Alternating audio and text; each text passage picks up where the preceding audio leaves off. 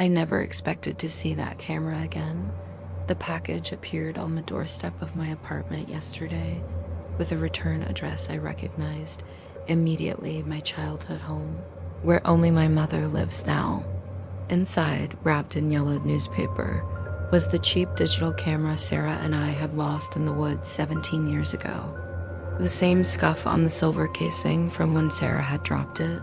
The same crack along the LCD screen from when I de-dropped it that one time running home after my mom called for dinner. My hands were shaking as I pulled out the memory card. Part of me wanted to throw the whole thing away, pretend it never arrived, but I had to know. After all these years, I had to see what was on there. Sarah M. was my best friend when I was a kid. We lived 3 houses apart and spent every summer making terrible short films together with this exact camera. Zombie movies, spy thrillers, comedy sketches. We thought we were the next Spielberg and Lucas. Sarah always forgot her lines, and I always insisted on doing my own stunts, which usually meant jumping off something and hurting myself. Sarah had the shakiest hands of any kid I knew, so she'd gotten into the habit of setting the camera down on steady surfaces whenever possible to get a good shot. Her mother used to watch us from her rocking chair by the living room window. Never said much, just sat there staring out at nothing with those hollow eyes.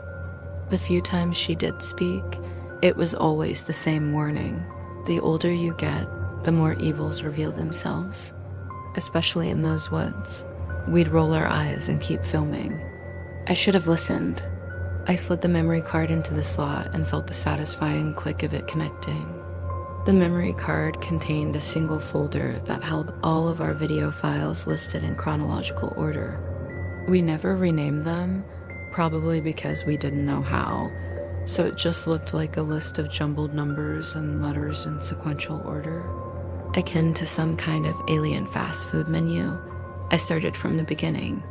I spent the next hour or so watching our short films, to generously call them. The first few videos on the memory card are exactly what I expected. Sarah and me at 10 and 11, gap-toothed and sunburned, acting out elaborate scenes that made perfect sense to us at the time, but probably looked insane to anyone else. There's one where we were pretending to be secret agents, whispering dramatically while hiding behind my mom's garden shed. I could faintly remember the plot. We were recovering an extremely expensive gem from the hands of a ruthless villain named Blue Eyes. Sarah keeps breaking character to laugh at my serious spy voice. God, she had the most infectious laugh. There's another where we're filming a zombie apocalypse movie in my backyard. Sarah's supposed to be dead, lying motionless on the grass, but she keeps peeking one eye open to see if I'm still filming. When I catch her, she sits up and starts giggling. I can hear my younger self sighing dramatically behind the camera. The timestamp shows these were from early June, a couple weeks before everything went wrong. I almost stopped watching there. These memories are too precious, too painful. But then I see the next video file dated 2 days later and my stomach drops. It's the day we found the house. The camera shakes as Sarah follows 11-year-old me deeper into the woods than we'd ever gone before. We'd been filming some ridiculous adventure movie, pretending to be explorers discovering an undiscovered landscape. I remember thinking the canopy of trees looked like a scene straight from Indiana Jones. Seeing it now, I laughed at how delusional I could be. As we delved deeper, I could feel a shift in the air, even through the camera 17 years later. The trees seemed denser, the shadows longer. Cassie, maybe we should go back, Sarah's voice says from behind the camera. She sounds uncertain, younger than her 11 years. Just a little further, my younger self responds. I can hear the excitement in my voice, the same thrill-seeking stupidity that would always get us into trouble. This is perfect for the movie. It's like a jungle. If you squint your eyes just right, that's when we see it. The house appears suddenly in a small clearing, like a mirage in the desert. 2 stories, white wood siding so weathered it's almost black. The windows are boarded up, except for one on the second floor that stares out at us like a dead eye. Ivy crawls up the walls like grasping fingers, desperately reaching for the roof. Holy shit, I hear myself whisper. Language, Sarah hisses, but I can tell she's as mesmerized as I am. The camera moves closer, my younger self apparently too fascinated to be afraid. The front porch sags under the weight of rotting beams. The front door hangs slightly open, revealing the entryway and a darkened staircase beyond. We should go, Sarah says again as she follows me with the camera. Are you kidding? This is perfect. Change of plans? We could film the best horror movie ever here. My voice is breathless with excitement. I want to reach through the screen and shake that stupid kid, tell him to listen to his friend, to turn around and run. But he doesn't. We don't. Sarah gets closer to the house, the camera fixated on that half-open door. For just a moment, I swear I can see movement inside. A shadow that passes in front of the doorway and stops, making it almost pitch black inside. We step toward the entrance, and I can hear my younger self ushering Sarah toward the door. Come on, let's just peek inside. It doesn't look like anyone's lived here in years. The camera begins to shake again. Sarah's breath grows heavier behind the camera. She lifts the lens toward the sun, as if to say, nothing bad happens during the daytime. The front door groans as we push it open wider. Sarah steps inside first, the camera capturing the dusty air swirling in the afternoon sunlight that streams through the doorway. I remember it smelling like old wood and decay, not the worst smell in the world, but enough to stick in your nose for a couple of hours. It's so quiet, Sarah whispers. Her voice echoes slightly off the bare wood flooring. The camera pans across the front room to the left. Furniture sits covered in white sheets, and I can see my younger self reach out to pull one away from what looks like a chair. Dust explodes into the air, making both of us cough. Look at this place, I hear myself say with awe. That looks just like a movie set. Sarah moves across the front hall toward the kitchen. The wooden barricades outside of the windows made the kitchen exceedingly darker than the rest of the house, and the old camera didn't adjust well to the lighting. The footage became extremely grainy, even more so than it already had been for a 2006 Handycam. Suddenly, she lets out a stifled shriek as the view of the camera goes tumbling to the floor, leaving me to stare at the bottom of a disgusting fridge. My heart sinks as I lean toward my computer screen. I didn't remember it happening like this. This was too soon. From across the decrepit house, I can hear my younger voice come through the microphone. Sarah? Sarah, are you okay? A second passes before a shuffling behind the camera begins and Sarah's voice rings out. Yes, I'm sorry. There's just this creepy painting of a man in the kitchen. I thought someone was staring at me. She picks up the camera and moves back toward the main hall. That's when we hear it, a soft thud from somewhere upstairs. The camera freezes. Did you hear that? Sarah says softly. Probably just the house settling, my younger self says, but I can hear the uncertainty creeping in. Old houses do that. The camera tilts up toward the ceiling, as if trying to see through it to the floor above. For a moment, everything is perfectly still. Then another sound, a long, slow creak, like someone taking a careful step across old floorboards. Okay, maybe we should go, Sarah says, backing toward the door. The creaking gets louder, more deliberate. It sounds like it's moving directly above us now, following our path through the house. Sarah's breathing becomes more audible behind the camera. That's definitely not the house settling, she whispers. We both stand perfectly still, listening. The footsteps stop right above where we're standing. Then, suddenly, a loud crash from upstairs, like the sound of thunder, reverberates through the house. Run, my younger self shouts.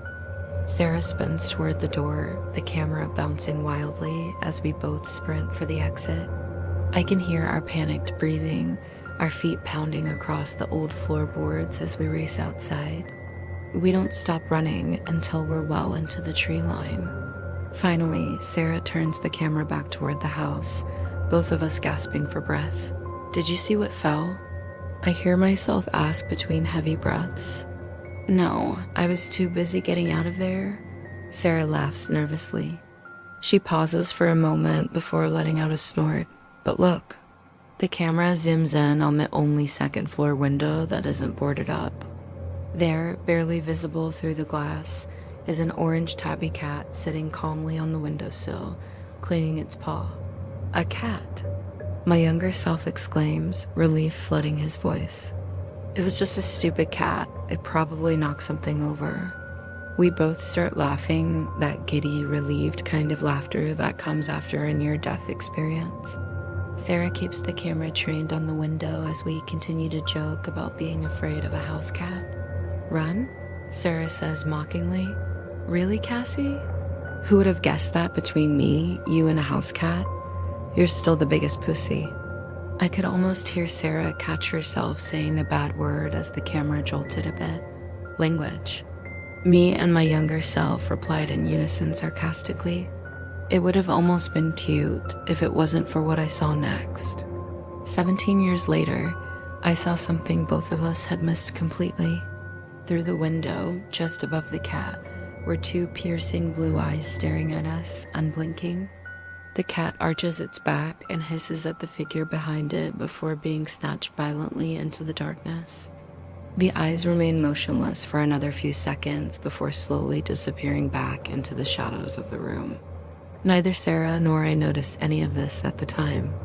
We were too busy laughing at ourselves for being so scared. We had no idea of what we should have truly been afraid of. The video ended with both of us walking back to my house, discussing our plans to sneak out one night to film our horror movie in the woods. I can faintly remember wanting any excuse to use the night vision feature on our camera. I had to take a break before watching the final video. My apartment is starting to feel too small, too quiet.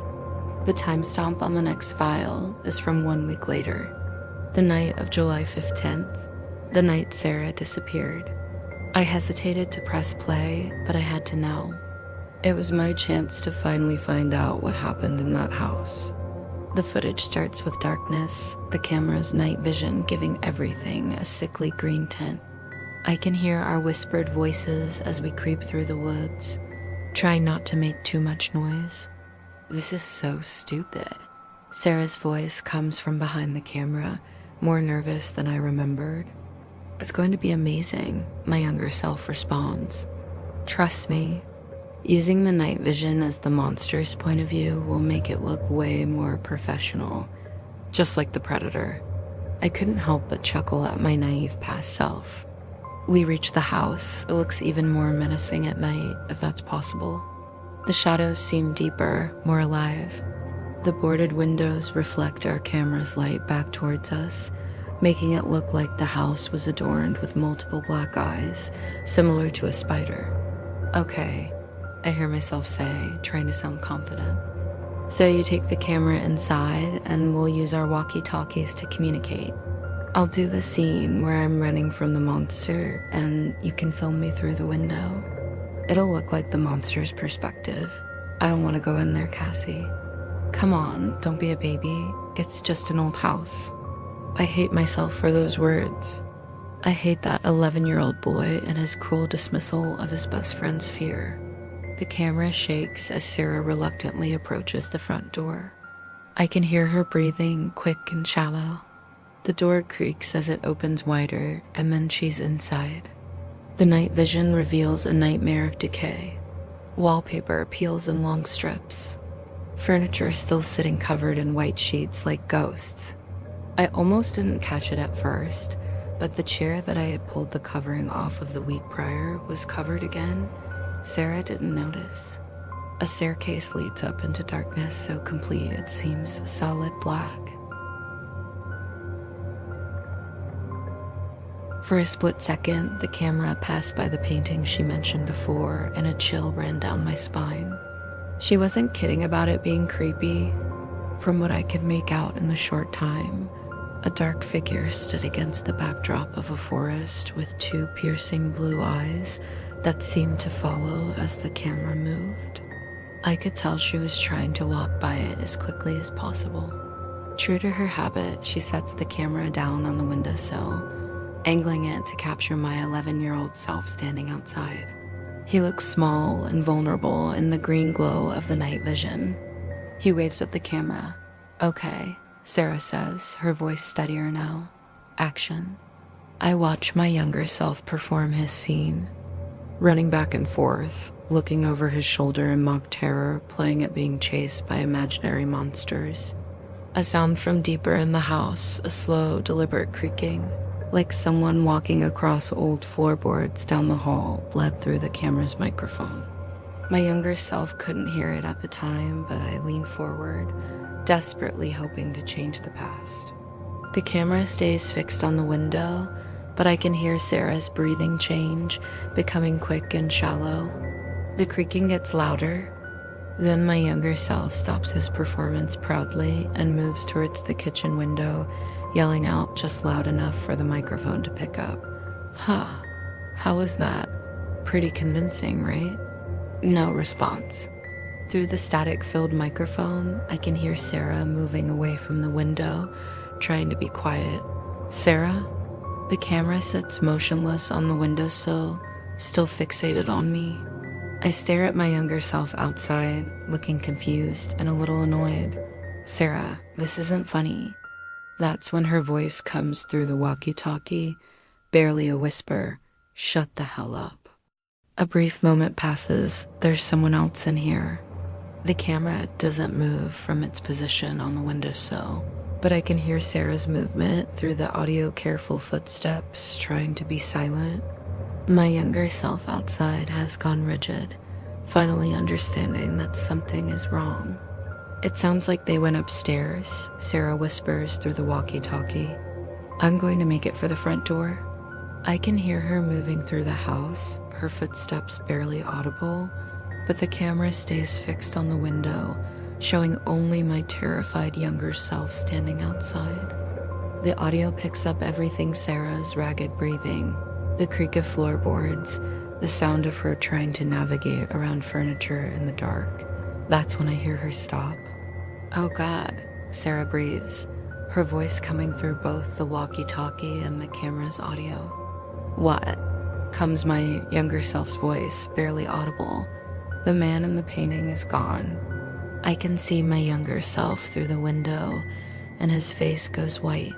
He starts to respond, but then the sound comes from somewhere in the house, a heavy thud, like footsteps, but wrong somehow. Too slow, too deliberate. The camera's audio picks it all up while showing only my frozen younger self through the window.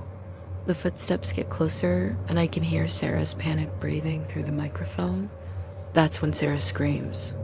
The camera stays perfectly still on the windowsill, but the audio explodes with something crashing. Sarah shouting for help, sounds of a struggle. "Cassie," she screams, her voice raw with terror. "Cassie, help me." The last thing I see before the camera's video cuts to static is my 11-year-old self through the window.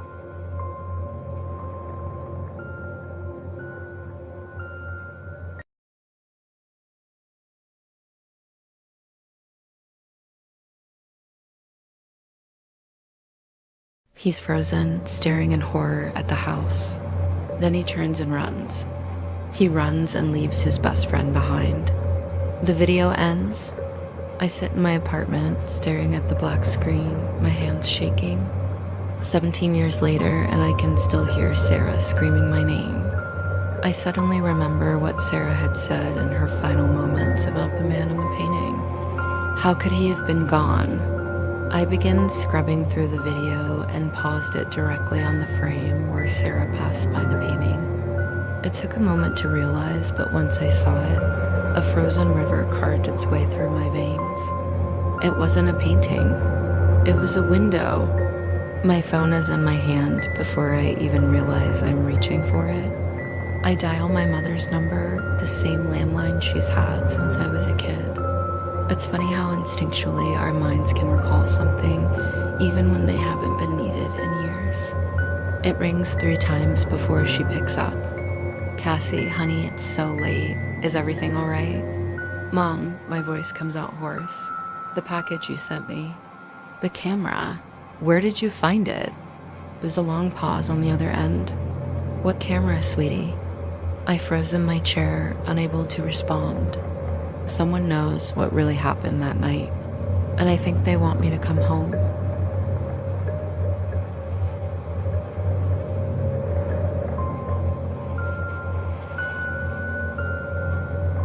He's frozen, staring in horror at the house. Then he turns and runs. He runs and leaves his best friend behind. The video ends. I sit in my apartment, staring at the black screen, my hands shaking. 17 years later, and I can still hear Sarah screaming my name. I suddenly remember what Sarah had said in her final moments about the man in the painting. How could he have been gone? I began scrubbing through the video and paused it directly on the frame where Sarah passed by the painting. It took a moment to realize, but once I saw it, a frozen river carved its way through my veins. It wasn't a painting. It was a window. My phone is in my hand before I even realize I'm reaching for it. I dial my mother's number, the same landline she's had since I was a kid. It's funny how instinctually our minds can recall something even when they haven't been needed in years. It rings 3 times before she picks up. Cassie, honey, it's so late. Is everything all right? Mom, my voice comes out hoarse. The package you sent me. The camera. Where did you find it? There's a long pause on the other end. What camera, sweetie? I froze in my chair, unable to respond. Someone knows what really happened that night, and I think they want me to come home. Part 2. I'm sitting here on my mom's couch at 3 in the morning, but I don't believe I'll be getting any rest before the sun rises in a couple of hours. Not after what I just read. I might just be overreacting, finding connections where there are none. Sleep deprived or not, I'll be going back to the house in the forest today. For any of this to make sense, let me start with when I arrived in my hometown earlier. If you're unfamiliar with the first part of this story, please read my previous post. I never expected to see that camera again, for full context of what led me back home.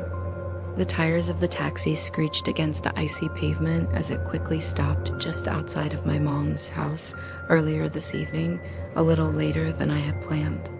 I felt guilty because I know she's usually in bed by this time, but she seemed incredibly chipper all the same. I moved closer to the front entrance. "Hey, Mom," I said rather sheepishly, immediately hit with the thought of all the times I hadn't called her back in the last 4, maybe 5 years. "How have you been?" Before the last syllable even left my mouth, she had wrapped her arms around me. "Oh, Cassie, it's been too long." I could smell her old perfume as we embraced, and memories of childhood flooded back. Christmas morning at 5 years old, and my Teenage Mutant Ninja Turtles pajamas. Driving down to the local ice cream shop at 7 just as an excuse to get out of the house. The soft glow of the TV at 9 while my mom would hold me as we both drift off to sleep. And I've been fine. She continued. "Lily Ann's been pissing me off more than not lately, but what can you do? She'd grow up eventually." Lily Ann was one of my mom's closest friends despite their 20-year age difference. They didn't really connect until I was a bit older, a few years after the incident at the house, if I remember correctly. I learned later that she was actually one of my dad's friends first, but I never had the chance to meet her until they split up. They seemed to bond over their fondness for hating my dad. I don't blame them. I hated him too. As I got older and put the pieces together, I had to assume he had cheated on my mother and Lillian was the other woman. I grew to find it kind of brave that my mom didn't also take it out on her.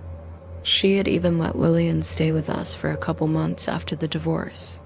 It might sound strange, but I think this was mutually beneficial for them.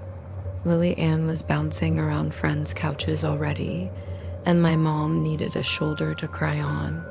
specifically a shoulder that wasn't 13 years old.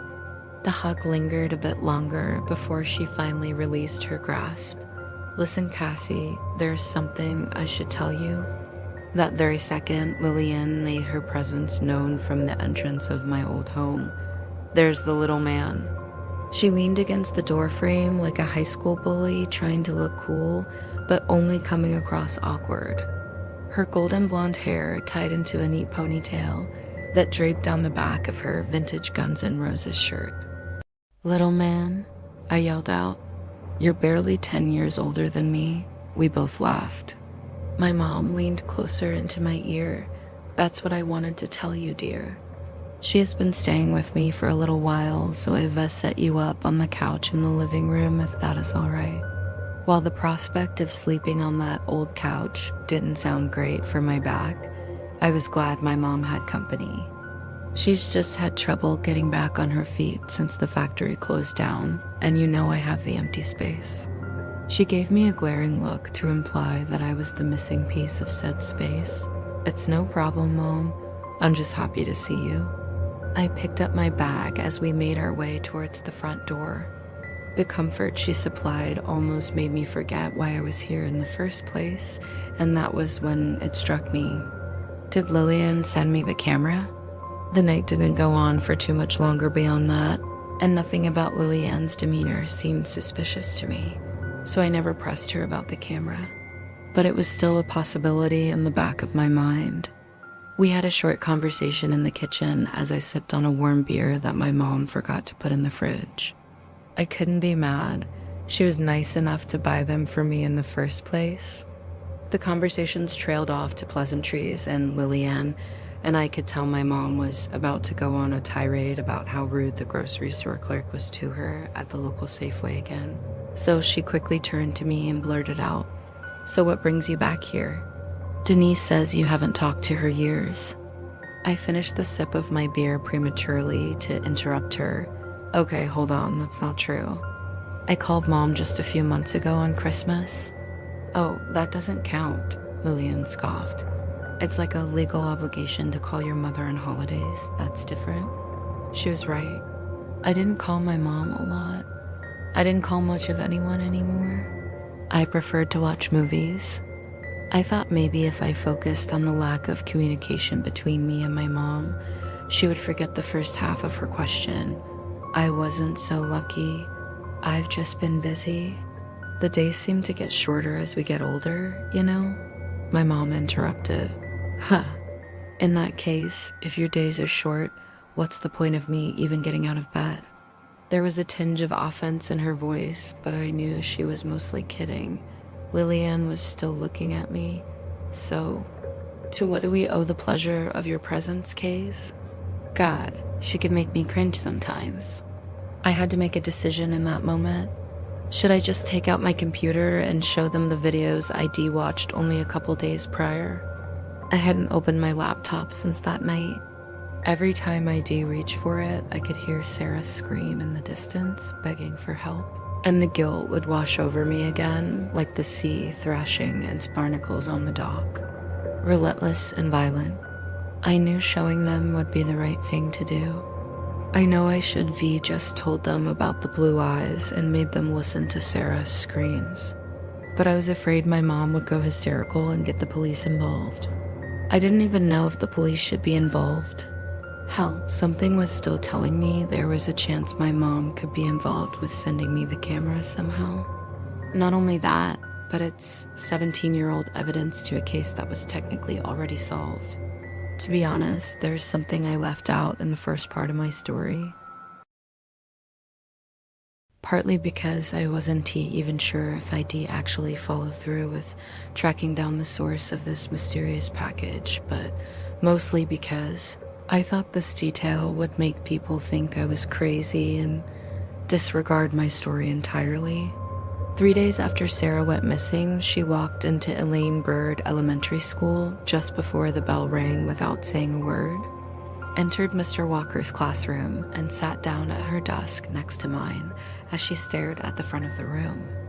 She appeared to be completely unharmed, showered, dressed in her school uniform with all of her homework done, even the homework that was assigned the night before. There was just a vacant look in her eyes, like whatever makes us human was taken out of her, and all that's left was the husk of what we called Sarah. Something about her reminded me of the cicadas we had just learned about in class.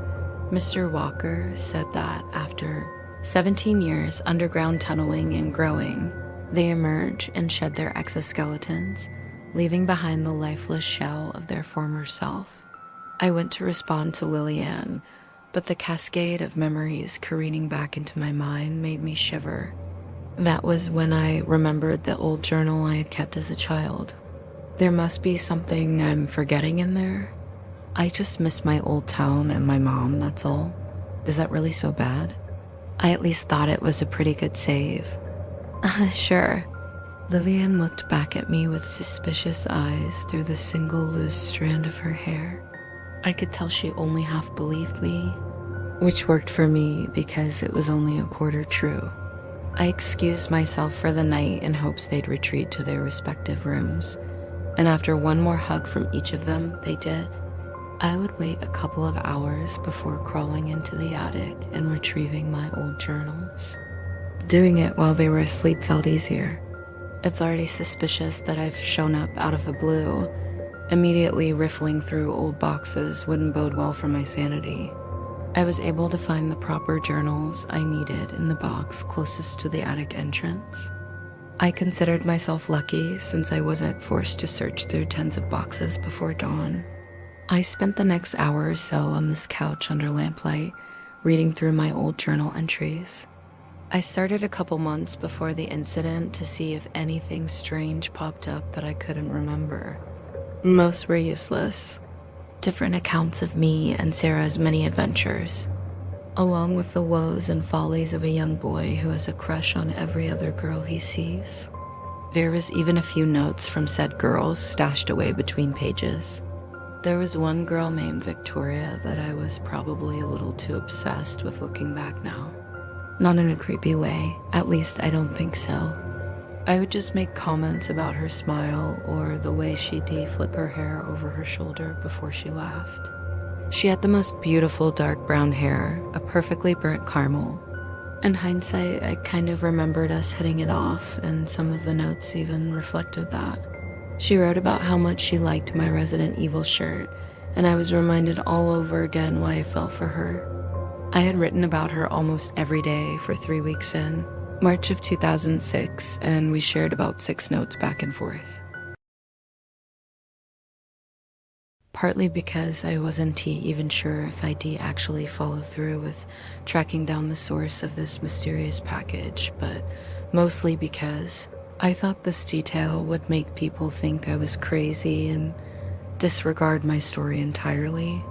3 days after Sarah went missing, she walked into Elaine Bird Elementary School just before the bell rang without saying a word, entered Mr. Walker's classroom, and sat down at her desk next to mine as she stared at the front of the room. She appeared to be completely unharmed, showered, dressed in her school uniform with all of her homework done, even the homework that was assigned the night before.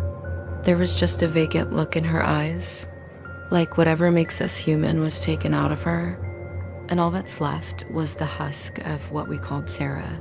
Something about her reminded me of the cicadas we had just learned about in class.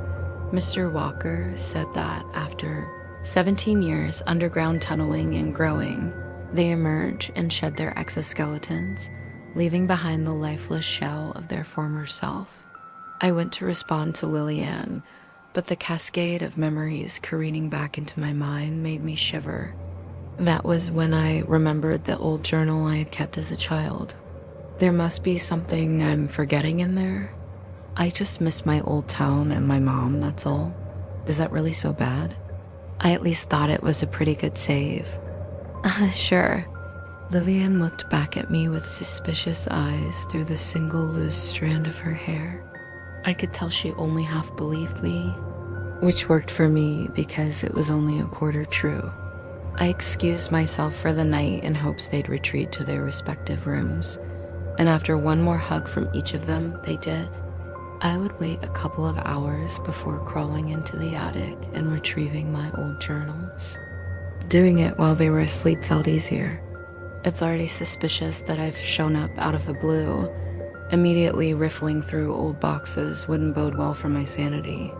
I was able to find the proper journals I needed in the box closest to the attic entrance. I considered myself lucky since I wasn't forced to search through tens of boxes before dawn.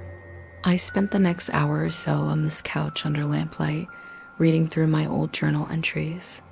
I started a couple months before the incident to see if anything strange popped up that I couldn't remember. Most were useless. Different accounts of me and Sarah's many adventures, along with the woes and follies of a young boy who has a crush on every other girl he sees. There was even a few notes from said girls stashed away between pages. There was one girl named Victoria that I was probably a little too obsessed with looking back now. Not in a creepy way, at least I don't think so. I would just make comments about her smile or the way she'd flip her hair over her shoulder before she laughed. She had the most beautiful dark brown hair, a perfectly burnt caramel. In hindsight, I kind of remembered us hitting it off, and some of the notes even reflected that. She wrote about how much she liked my Resident Evil shirt, and I was reminded all over again why I fell for her. I had written about her almost every day for 3 weeks in March of 2006, and we shared about 6 notes back and forth. It made me realize how much we truly forget on a daily basis. Well, not quite forget, more like put away, because I hadn't thought about Victoria in over 15 years. I had put away how much she genuinely started to mean to me during that time. I had put away let her parents up and moved her out of our town without even a goodbye. I had also put away the last note she left me before she moved. The words on that page made my jaw tense up. My limbs went cold. This class is so boring. Victoria scribbled in purple gel ink. Who cares about stupid little bugs anyway? I swear it's all Mr. Walker talks about. I know, it does get so old after a while, kind of like him. I respond in black ink. In purple it reads, true, but doesn't he have the most beautiful blue eyes?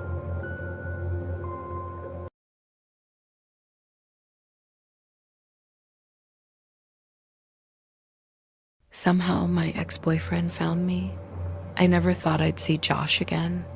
I moved to a new town, dyed my hair, and even changed my name. I made it impossible for him to come back into my life again. But then I saw him outside my apartment window, standing underneath a streetlight across the street. It was dark, but I swear it was him. I'd recognize his curly red hair anywhere. He waved, barely raising his hand, and then in a blink he was gone. I didn't see where he went, but I instinctively went to double check that my doors were locked. I needed a drink, so I tried to open a bottle of wine, but my hands were shaking so badly I couldn't get the corkscrew in. I wanted to throw the bottle at the wall. Instead, I collapsed and fought back sobs. Dating Josh was like flipping a coin. Heads, and he was the sweetest man I ever met. Kind, compassionate, everything I wanted and more. Tails, and he beat me so bad I was lucky if I could walk the next day. I stayed with him because I thought I could beat the odds, but keep flipping a coin and sooner or later it's gonna come up tails. I decided to end things with Josh the day he proposed. Until that moment, I pretended that everything might still work out. But when he asked if I wanted to spend the rest of my life with him, I knew my luck would run out eventually. I knew it was either him or me. I made my decision, and the guilt of it has stuck with me ever since. That's why I think I'm seeing Josh now. I must have imagined him. You take a bit of guilt, stir in a dash of anxiety, and a heaping helping of trauma, and your brain will start to play tricks on you. You'll start seeing things that aren't there, maybe even a certain ex-boyfriend, which is why I decided to put my mind at ease. I grabbed a baseball cap and some sunglasses, my car keys, and a shovel. Then I made the long drive back to my hometown, back to where I left this all behind. I drove all the way out to the cabin on the lake where Josh proposed. I found the oak tree that I carved an X into and started digging. I'm sure I didn't actually see Josh. I couldn't have. He's right where I left him, buried in a makeshift coffin. But my mind is afraid I made a mistake, that I didn't bury him deep enough, or that I left behind some evidence.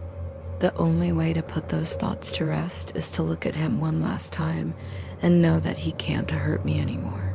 Thump, thump, thump. I hit wood, took a deep breath, and threw open the lid. Oh dear God, I whimpered. The coffin was empty.